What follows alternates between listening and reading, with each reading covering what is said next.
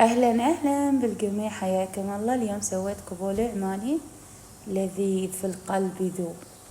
في البداية هني حمست بصل مع بهارات حب هيل ونقمة ومسمار وقرفة وحبة ماجي، وبعدها الدقاق حمست.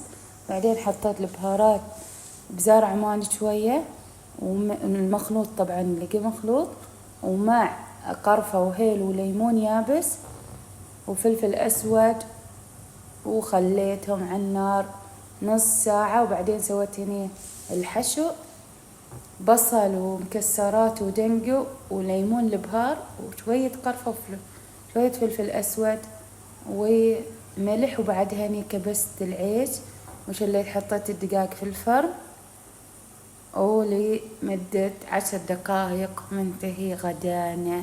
جو ما شاء الله العيش. وهذا كان غدانا اللذيذ.